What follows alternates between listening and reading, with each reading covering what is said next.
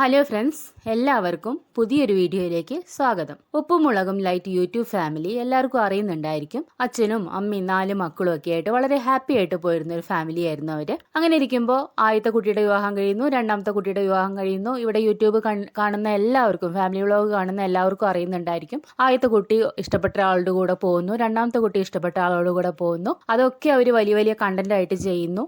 അങ്ങനെ ആ ചാനലിലൂടെ നമ്മൾ ഇതൊക്കെ കാണുന്നുണ്ട്. അപ്പൊ എന്തായാലും ആദ്യത്തെ കുട്ടി വിവാഹം കഴിഞ്ഞു പോയി. ആ കുട്ടി ഒരു പുതിയ യൂട്യൂബ് ചാനൽ തുടങ്ങുന്നു.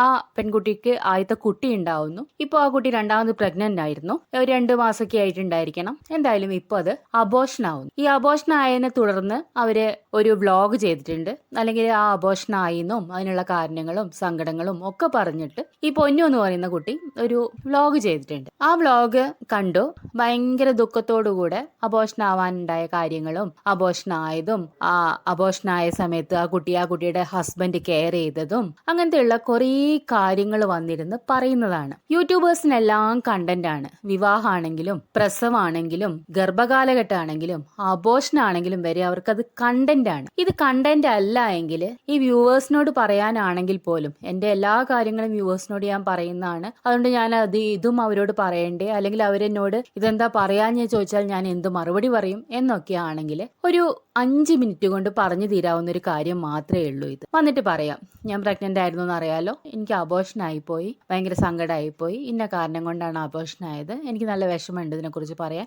ഇത്രയേ ഉള്ളൂ എന്ന് പറഞ്ഞിട്ട് നിർത്തിപ്പോവാവുന്ന 5 മിനിറ്റ് മാത്രം ചെയ്യാവുന്ന ഒരു വീഡിയോ മാത്രമാണ് ഈ പറയുന്ന ഒരു കണ്ടന്റ്. പക്ഷെ ഇതൊരു കണ്ടന്റ് ആയിട്ട് എന്ന് വെച്ചാൽ സാമ്പത്തിക ലാഭത്തിന് വേണ്ടിയിട്ടുള്ള ഒരു കണ്ടന്റ് ആയിട്ട് ചെയ്യുമ്പോൾ അത് അരമണിക്കൂറോ 1 മണിക്കൂറോ ഒക്കെ പറയാനുള്ള ഒരു വലിയ കണ്ടന്റ് തന്നെയാണ്. ഇത് കണ്ടന്റ് അല്ല, ഞാൻ എന്റെ സങ്കടം കൊണ്ട് പറഞ്ഞതാണ് എന്നൊക്കെ അവർ ന്യായം പറയുമായിരിക്കും. എന്നാലും കാണുന്നവർക്ക് ഇത് കണ്ടന്റ് ആയിട്ട് തന്നെ തോന്നുള്ളൂ. അവർ വരുന്നു, അവരുടെ ദുഃഖം പറയുന്നു. ഈ ദുഃഖം പറയുമ്പോൾ അവരുടെ ഹസ്ബൻഡ് ആ കാലം മുഴുവൻ എന്ന് വെച്ചാൽ അവർ അബോർഷൻ ആയ ശേഷം ആ ദിവസങ്ങളിൽ ഹസ്ബൻഡ് അവർക്ക് വേണ്ടി ചെയ്തു കൊടുത്ത കാര്യങ്ങൾ, വീട്ടിലത്തെ ജോലികൾ മുഴുവൻ ചെയ്ത് ആ പെൺകുട്ടിയെ കെയർ ചെയ്തത്, അവരുടെ മൂത്ത കുഞ്ഞിനെ കെയർ ചെയ്തത്, ഇങ്ങനത്തെ കുറേ കാര്യങ്ങൾ പറയുന്നുണ്ട്. അതിന്റെ കൂട്ടത്തില് ഈ അമ്മയും അച്ഛനും, ഈ പെൺകുട്ടിയുടെ അമ്മയും അച്ഛനും ഒരു ശ്രദ്ധിച്ചില്ല എന്നുള്ള രീതിയിൽ നമുക്കത് മനസ്സിലാക്കാൻ സാധിക്കുന്ന രീതിയിലാണ് കുട്ടി സംസാരിക്കുന്നത്. അമ്മയോട് ഞാൻ എപ്പോഴും സംസാരിക്കായിരുന്നു, ഇപ്പൊ കുറെ ദിവസമായിട്ട് എനിക്കൊന്നും അമ്മയോട് പോലും പറയാനില്ല എന്നൊക്കെയുള്ള രീതിയിൽ, അമ്മ എപ്പോഴും വിളിക്കായിരുന്നു, ഇപ്പൊ അമ്മ വിളിക്കാറില്ല എന്നൊക്കെയുള്ള രീതിയിൽ സംസാരിക്കുന്നുണ്ട്. ഇത് കേൾക്കുന്ന ആളുകൾ തീർച്ചയായിട്ടും ഇതിന്റെ ഇടയിൽ നെഗറ്റീവ് കമന്റ് ഈ അമ്മയെ കുറിച്ചും അച്ഛനെ കുറിച്ചും ഇടും. മക്കളെ കെയർ ചെയ്തില്ല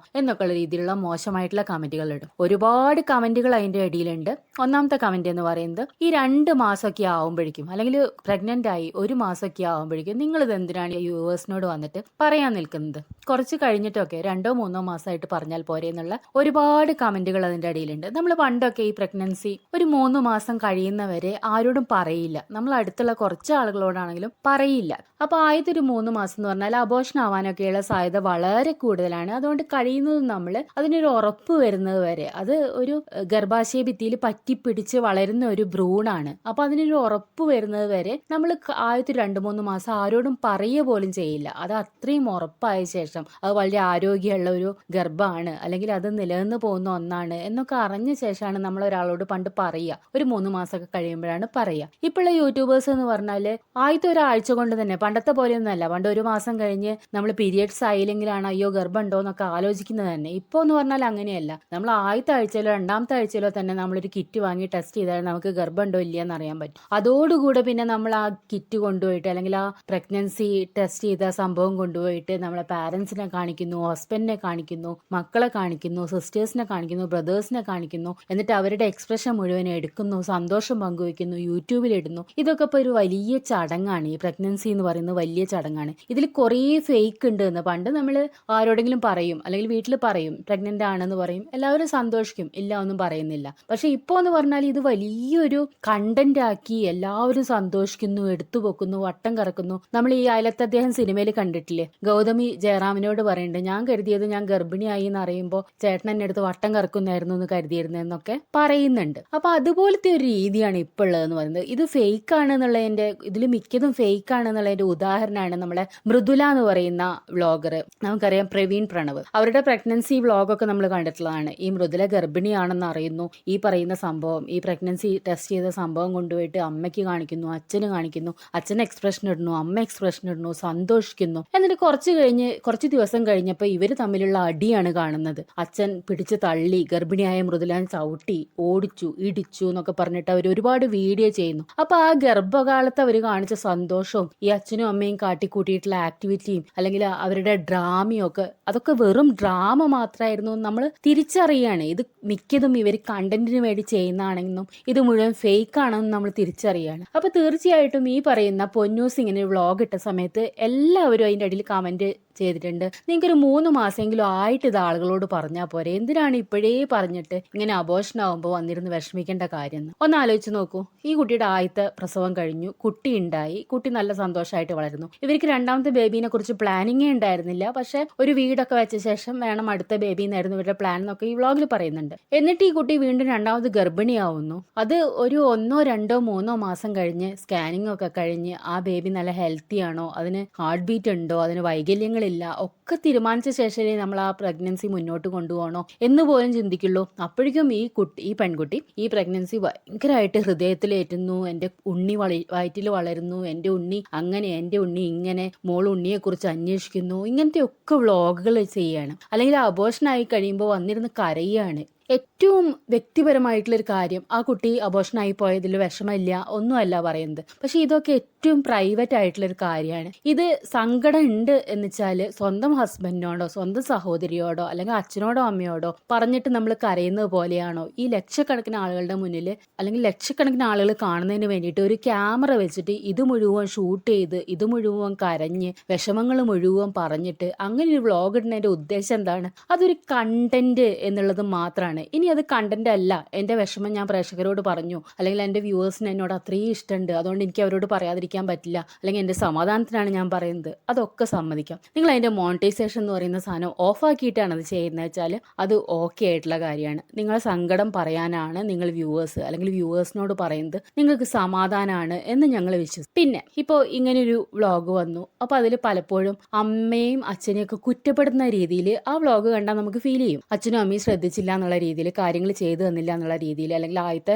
3 മാസം റെസ്റ്റ് വേണ്ട സമയത്ത് അച്ഛനും അമ്മയും ഹെൽപ്പ് ചെയ്തില്ല എന്നുള്ള രീതിയിൽ ഒക്കെ ആ വ്ളോഗ് കാണുമ്പോൾ നമുക്ക് തോന്നും. അത് കമന്റ് ഇടുന്നവരുടെ കുഴപ്പമില്ല, അങ്ങനെ തോന്നും എന്നുള്ളതാണ്. അപ്പോൾ ഒരുപാട് പേര് കമന്റ് ഇട്ടു, ആ അച്ഛനും അമ്മയും അല്ലെങ്കിൽ ആ ബാക്കിയുള്ള സമയങ്ങളിലൊക്കെ ഭയങ്കര ഒലിപ്പിക്കലല്ലേ, പിന്നെ അവർക്ക് എന്താണ് ഈ കുട്ടിക്ക് ഇത്രയും ആവശ്യമുള്ള സമയത്ത് വന്ന് കൂടെ നിന്നാൽ, അല്ലെങ്കിൽ എന്താണ് ഹെൽപ്പ് ചെയ്താൽ, അല്ലെങ്കിൽ എന്താണ് ഭക്ഷണം ഉണ്ടാക്കി കൊണ്ടുകൊടുത്താൽ, ഇങ്ങനെയൊക്കെയുള്ള നെഗറ്റീവ് കമന്റുകൾ ഇട്ട് വെച്ചിട്ടുണ്ട്. ഈ കമന്റ് ഒക്കെ കാണുന്നു ഉടനെ അച്ഛനും അമ്മയും കൂടെ അവരുടെ വ്ളോഗിലിരുന്നിട്ട് അതിന്റെ ന്യായീകരണം പറയുന്നു. അവര് പറയുന്ന കുറേ ന്യായീകരണങ്ങൾ നമുക്ക് അറിയുന്ന ന്യായീകരണം തന്നെയാണ്. അവർക്ക് വേറെ ബിസിനസ് ഉണ്ട്, കടയുണ്ട്, അവരെന്തോ ഓൺലൈനായിട്ട് ആഭരണങ്ങളോ വസ്ത്രമോ എന്തോ വിൽക്കുന്ന കടയുണ്ട്. അപ്പൊ അതിന്റെയൊക്കെ ജോലികളായിട്ട് അവർ തിരക്കിലാണ്. പിന്നെ അവർക്ക് ചെറിയ 2 കുട്ടികളുണ്ട്. പിന്നെ അവർക്ക് ഒരുപാട് ആരോഗ്യ പ്രശ്നങ്ങളുണ്ട്. അവരവരുടെ 44 വയസ്സിനിടയിൽ 10 സർജറി ചെയ്തതാണ് ആ സ്ത്രീ പറയുന്നു. അപ്പൊ ഇതിന്റെയൊക്കെ ഇടയിൽ അവർക്ക് ഈ മക്കളെ ശ്രദ്ധിക്കാൻ, വിവാഹം കഴിഞ്ഞ് കുടുംബമായിട്ട് എവിടെയോ സന്തോഷമായിട്ട് ജീവിക്കുന്ന മക്കൾക്ക് ആദ്യം കൊടുത്ത പോലെ കെയർ കൊടുക്കാൻ, അല്ലെങ്കിൽ ചെറിയ 2 കുട്ടികൾക്ക് ഇപ്പൊ കൊടുക്കുന്ന പോലത്തെ കെയർ കൊടുക്കാൻ സാധിക്കുന്നില്ല എന്നുള്ളതാണ് അവർ പറയുന്നത്. സത്യമായിട്ടുള്ള കാര്യമാണ്. അവർ ഒരുപാട് ആരോഗ്യ പ്രശ്നങ്ങളുള്ള സ്ത്രീയാണ്. നമ്മൾ അവരുടെ ചാനലിലൂടെ തന്നെ കണ്ടതാണ്. അവർ ഒരുപാട് തവണ സർജറിക്ക് പോകണമെന്ന് നമ്മൾ കണ്ടതാണ്. അവര് ഒരുപാട് വെയിറ്റ് ഉള്ളൊരു സ്ത്രീ, അത്രയും തടിയുള്ള വ്യക്തിക്ക് എന്ന് പറഞ്ഞാൽ ജോലികൾ ചെയ്യാനൊക്കെ ഭയങ്കര ബുദ്ധിമുട്ട് അല്ലെങ്കിൽ സ്ലോ ഒക്കെ ആയിരിക്കും. അങ്ങനെയുള്ള സ്ത്രീ അത്രയും ജോലിയാ വീട്ടിൽ ചെയ്യുന്നുണ്ട്. ഒരു ഫുഡ് ഉണ്ടാക്കുക എന്ന് പറഞ്ഞാൽ നമ്മളൊരു ദിവസം രാവിലെ ഒരു കറി ഉണ്ടാക്കുന്നു, ഒരു മെഴുക്കുവരട്ടി ഉണ്ടാക്കുന്നു, ഒരു ചോറ് വെക്കുന്നു, ഒരു പപ്പടം കാച്ചുന്നു, ഒരു അച്ചാറ്, അങ്ങനെ കൂട്ടി ഭക്ഷണം കഴിക്കുമ്പോൾ, സാധാരണക്കാരൻ ഭക്ഷണം കഴിക്കുമ്പോൾ അവരാണെങ്കിൽ ഒരു മീൻകറി വെക്കുന്നു, പിന്നെ ഒരു മോരുകറി വെക്കുന്നു, പിന്നെ ഒരു മീൻ വറുത്ത് ഉണ്ടാക്കുന്നു, പിന്നെ മുട്ട ഉണ്ടാക്കുന്നു, പിന്നെ ചമ്മന്തി അരയ്ക്കുന്നു, പിന്നെ ഒരു തോരൻ ഉണ്ടാക്കുന്നു, പിന്നെ ഒരു മെഴുക്കുവരട്ടി ഉണ്ടാക്കുന്നു. ഇങ്ങനെ ഒരു 10-20 കറി ഇല്ലാതെ അവർക്ക് ആർക്കും ചോറിനാൻ പറ്റില്ല. ഒരു യൂട്യൂബേഴ്സിനും പറ്റില്ല എന്നുള്ളതാണ് നമ്മൾ പലരെയും കണ്ടിട്ടുള്ളതാണ്. ഇത് മുഴുവൻ ആ സ്ത്രീ തന്നെയാണ് ചെയ്യുന്നത്. ഇപ്പൊ ഈ 4 പേര് മക്കളുണ്ടെങ്കിൽ അവരുടെ 2 പേരുടെയും ഭർത്താക്കന്മാരുണ്ടെങ്കിൽ ഇത്രയും ആളുകൾക്ക് ഡിഫറെന്റ് ആയിട്ടുള്ള ടേസ്റ്റ് ഉണ്ട്. അത് മുഴുവൻ ഇവർ ഓരോ ദിവസവും അവരുടെ വീട്ടിൽ ചെല്ലുന്ന ദിവസമൊക്കെ ചെയ്യുന്നത് നമ്മൾ കാണുന്നുണ്ട്. ഇത്രയും ആരോഗ്യ പ്രശ്നങ്ങളുള്ള സ്ത്രീയാണ് ഇത്രയും അധ്വാനിക്കുന്നത് നമ്മൾ ഓർക്കണം. പിന്നെ അവരതിന് പറയുന്ന കാര്യങ്ങൾ, അവർക്ക് 2 കുട്ടികളെയും കൂടെ വളർത്താനുണ്ട്, അവർക്ക് ഒരുപാട് സാമ്പത്തിക ബുദ്ധിമുട്ടുകളുണ്ട്, കടമുണ്ട്. അവരുടെ കടം എന്ന് പറയുന്നത് അവരൊരുപാട് തവണ പറഞ്ഞിട്ടുണ്ട് എന്തുകൊണ്ട് കടം വന്നു, അവർ കുടുംബം നോക്കി, അവരുടെ അനിയത്തിനെ നോക്കി, അങ്ങനത്തെ കാര്യങ്ങളൊക്കെ പറഞ്ഞിട്ടുണ്ട്. അതൊക്കെ ശരിയായിരിക്കും. പക്ഷെ അവരുടെ മൂത്ത മകളുടെ കല്യാണം നമുക്കറിയാം, ഭയങ്കര വിവാദമായ കല്യാണമായിരുന്നു. ആ കുട്ടി വേറൊരാളുമായിട്ട് വിവാഹം ഉറപ്പിച്ചു വെച്ച സമയത്ത് സ്വന്തം ഇഷ്ടത്തിന് പോയിട്ട് വേറൊരാളെ വിവാഹം കഴിച്ചത്. ആ സമയത്ത് അവർ ഒരുപാട് വ്ളോഗ് ഈ അച്ഛനും അമ്മയും ചെയ്തിട്ടുണ്ട്. അന്ന് അവർക്ക് ഒരുപാട് വരുമാനവും കിട്ടിയിട്ടുണ്ട്. പല യൂട്യൂബേഴ്സും പല അവസരങ്ങളിലും പറഞ്ഞു കേട്ടിട്ടുണ്ട് 10-15 ലക്ഷം രൂപ അന്ന് യൂട്യൂബിൽ നിന്ന് അവർ വരുമാനം ഉണ്ടാക്കിയിട്ടുണ്ടെന്ന്. അത് കണ്ടന്റ് ആക്കിയിട്ട്, കണ്ടന്റ് വേണമെന്ന് വെച്ചാൽ ആക്കിയതല്ലായിരിക്കാം, എന്നാലും വരുമാനം ഉണ്ടാക്കിയിട്ട്. ആ സമയത്ത് അവരെന്ത് ചെയ്തു, വീടൊക്കെ മോടി പിടിപ്പിച്ചു, അടുക്കള നന്നാക്കുന്നു, വീട് നന്നാക്കുന്നു, ഗംഭീരമാക്കി ആ കാശൊക്കെ തീർത്ത് കളഞ്ഞിട്ടുണ്ട്. രണ്ടാമത്തെ മകളെ വിവാഹം ഉറപ്പിക്കുന്നു. ആ വിവാഹം ഉറപ്പിച്ച പയ്യനുമായിട്ട് വിവാഹം കഴിക്കുന്നത് പിന്നീട് അവർക്ക് ഇഷ്ടമില്ലാതെയാവുന്നു. അങ്ങനെ അവർ ആ വിവാഹത്തിനെ എതിർക്കുന്നു. രണ്ടാമത്തെ മകളും ഇതേപോലെ ആ പയ്യന്റെ കൂടെ ഇറങ്ങിപ്പോകുന്നു. ആ സമയത്തും അവർ ഇതേപോലെ കണ്ടന്റ് ചെയ്യുന്നു. അവർക്ക് ഒരുപാട് വരുമാനം കിട്ടുന്നു. ആ സമയത്ത് ആദ്യത്തെ മകളുടെ അത്ര അവര് ഒരു കണ്ടന്റ് ആക്കിയിട്ടില്ല വിവാഹം, എന്നാലും അവർ രണ്ടാമത്തെ സമയത്തും വരുമാനം ഉണ്ടാക്കിയിട്ടുണ്ടായിരിക്കണം. ആ സമയത്തും അവരവരുടെ വീട് നല്ല ഗംഭീരമായിട്ട് പുതിയ അടുക്കളയൊക്കെ ഉണ്ടാക്കി ഗംഭീരമായി മോടി കൂട്ടുന്നു. പിന്നെ അവരെ നമ്മളൊരു ദാരിദ്ര്യത്തിൽ കാണുന്നേ ഇല്ല. അവരെന്നും മാളിൽ പോകുന്നു, അവർ ഹോട്ടലിൽ പോകുന്നു, ഫുഡ് കഴിക്കുന്നു, ഭയങ്കര ലാവിഷായിട്ട് ജീവിക്കുന്നതാണ് കാണുന്നത്. അപ്പൊ അവർ കടം എന്ന് പറയുമ്പോൾ തീർച്ചയായിട്ടും ആളുകൾ അതിന്റെ അടിയിൽ പോയിട്ട് നിങ്ങളിങ്ങനെ ദൂർത്തടിച്ചിട്ടല്ലേ എന്ന് പറയും. അവർക്ക് കടം ഉണ്ടാവുമായിരിക്കാം, സത്യസന്ധമായിട്ടുണ്ടായ കടം തന്നെയായിരിക്കും. നമ്മൾ ഈ കുറ്റം പറയുന്ന പോലെ ഒന്നും ആയിരിക്കില്ലായിരിക്കും, എന്നാലും ആളുകൾ അത് അങ്ങനെ കാണുള്ളൂ എന്നുള്ളതാണ്. പിന്നെ അവർ പറയുന്നത് ഞാൻ ഇത്രയും കഷ്ടപ്പെട്ട് മക്കളെ നോക്കി, എന്നിട്ട് ഈ അമ്മയാണ് ഭയങ്കര ദുഷ്ടത്തി എന്നുള്ള രീതിയിലൊക്കെ ആളുകൾ കമന്റ് ഇടുന്നു എന്നുള്ളതാണ്. അങ്ങനെ ഇടാൻ കാരണം ഈ മകള് ചെയ്ത വ്ളോഗ് കാരനാണ്. മകൾ ആ വ്ളോഗ് പറയുന്ന കാര്യങ്ങൾ കേട്ടാൽ അമ്മയെ കുറ്റപ്പെടുത്തി പറയുന്ന പോലെ മാത്രമേ തോന്നുള്ളൂ. ഈ അമ്മയെക്കുറിച്ച് ഞാൻ വ്യക്തിപരമായിട്ട് പറയുകയാണെങ്കിൽ അവർ മക്കളോട് വളരെ സ്നേഹമുള്ള ഒരു സ്ത്രീയായിട്ടാണ് എനിക്ക് ഫീൽ ചെയ്തിട്ടുള്ളത്. കാരണം അവരുടെ 2 മക്കളും അവരോട് ചെയ്ത് ഭയങ്കരമായിട്ടുള്ളൊരു ദ്രോഹമായിരുന്നു. സമൂഹത്തിന് മുന്നിൽ നാണം കെടുത്തുന്ന വിധത്തിൽ സ്വന്തം ഇഷ്ടപ്രകാരം വിവാഹം ഉറപ്പിച്ചു വെച്ച ശേഷം ആദ്യത്തെ കുട്ടി പോകുന്നു. രണ്ടാമത്തെ കുട്ടിയും വിവാഹം ഉറപ്പിച്ചു വെച്ച് വീട്ടുകാർ വേണ്ടാന്ന് പറഞ്ഞിട്ടും അതേ പയ്യന്റെ കൂടെ ഒളിച്ചോടി പോകുന്നു. 2 മക്കളെ ഒരു വിവാഹം കഴിപ്പിച്ചു കൊടുക്കാനോ കൈ പിടിച്ചു കൊടുക്കാനോ ഒന്നും അവർക്ക് സാധിച്ചിട്ടില്ല. അവർ സമൂഹത്തിന് മുന്നിൽ പറ്റേ നാണം കെടുത്തിയിട്ടാണ് 2 മക്കളും പോയിട്ടുള്ളത്. എന്നിട്ടും ആ മക്കളെ അവര് സ്നേഹത്തോടു കൂടെ, അന്ന് കുറെ കുറ്റം പറഞ്ഞു വെച്ചാലും പിന്നീടും അവരുടെ മനസ്സിൽ അത്രയും സ്നേഹം ആ മക്കളോടുള്ളത് കൊണ്ടാണ് അവരത് ക്ഷമിച്ച് ആ കുട്ടികളെ തിരിച്ചു വിളിച്ചിട്ടുള്ളത്, 2 പേരെയും തിരിച്ചു വിളിച്ചിട്ടുള്ളത്. എന്നിട്ട് അന്ന് വരെയുള്ള യാതൊരു പകയോ വിദ്വേഷമോ ഒന്നും കാണിക്കാതെയാണ് ആ 2 മക്കളോട് അവർ സ്നേഹം കാണിക്കുന്നത്. അതുകൊണ്ട് ആ മക്കളെ ആ സ്ത്രീ ശ്രദ്ധിക്കുന്നില്ല, അല്ലെങ്കിൽ സ്നേഹമില്ല, പോര് കാണിക്കുന്നു എന്നുള്ള രീതിയിലൊക്കെ കമന്റ് ഇടുന്നത് മോശമാണ്. ആ സ്ത്രീക്ക് ആ മക്കളോട് നല്ല സ്നേഹം ഉണ്ട് എന്നുള്ളത് തന്നെയാണ്. ഒരിക്കലും ഇത്രയും ദ്രോഹം ചെയ്ത മക്കളോട് അവർ ഇത്ര നന്നായിട്ട് പെരുമാറുന്നുണ്ട് വെച്ചാൽ അത്രയും സ്നേഹം ആ സ്ത്രീക്ക് ഉണ്ട് എന്നുള്ളത് തന്നെയാണ്. പിന്നെ വീഡിയോ വന്നിട്ട് ഇടുക, പിന്നെ ആളുകൾ നെഗറ്റീവ് കമന്റ് ഇടുമ്പോൾ കമന്റ് ബോക്സ് അങ്ങ് ഓഫ് ചെയ്യുക. ഇത് അവരുടെ സ്ഥിരം പരിപാടിയാണ്. ഇക്കുറി അവർ ചെയ്തിട്ടുണ്ട്. എന്തായാലും ഇത് അവരുടെ ബെസ്റ്റ് കണ്ടന്റ് തന്നെയായിരുന്നു ഈ അബോഷ്. കാരണം ആദ്യത്തെ മോളുടെ വ്ളോഗ്, ഈ അബോഷനായ മോളുടെ വ്ളോഗ് 7 ലക്ഷത്തിനടുത്ത ആളുകൾ കണ്ടിട്ടുണ്ട്. ഇവരുടെയും വ്ളോഗ് ഇനി ആളുകൾ കാണും, എല്ലാവരും റിയാക്ട് ചെയ്യും, അപ്പോൾ കൂടുതൽ വ്യൂസ് ഉണ്ടാവും. അല്ല, ഒന്നാന്തരം കണ്ടന്റ് തന്നെയാണെന്നേ പറയാൻ പറ്റുള്ളൂ. അവർക്ക് വിഷമമില്ലാന്നോ,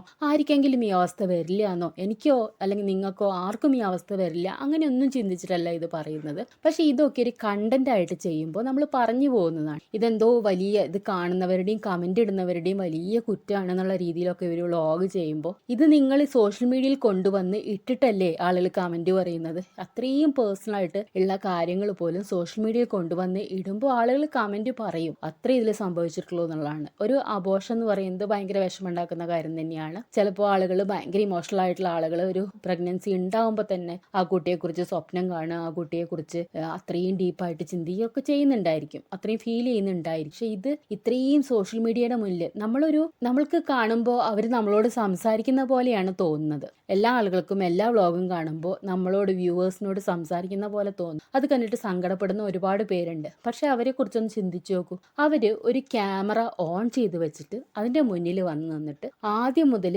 അവർക്കുണ്ടായ അനുഭവങ്ങൾ പറഞ്ഞ് വന്ന് ദുഃഖം പുറത്തേക്ക് വന്ന് കരഞ്ഞ്, ഇതൊക്കെ അവർ ചെയ്യുന്ന ഒരു ക്യാമറയുടെ മുന്നിലാണ്. അപ്പൊ അങ്ങനെ ചെയ്യുമ്പോൾ അതൊരു കണ്ടന്റ് അല്ലേ, അല്ലാതെ ഇത് അവരുടെ യഥാർത്ഥത്തിൽ നമ്മളോടുള്ള കമ്മ്യൂണിക്കേഷനോ ഒരു ദുഃഖം മാറാനുള്ള അല്ലെങ്കിൽ ഒരു ഹീലിങ്ങിന് വേണ്ടിയിട്ടുള്ള ഒരു സംഭവമായിട്ട് ആണോ കണക്കാക്കേണ്ടത്? എനിക്കത് അങ്ങനെയൊന്നും ഉൾക്കൊള്ളാൻ പറ്റാത്തത് കൊണ്ടാണ് ഇങ്ങനെ പറയുന്നത്. എന്തായാലും എല്ലാവർക്കും നന്ദി.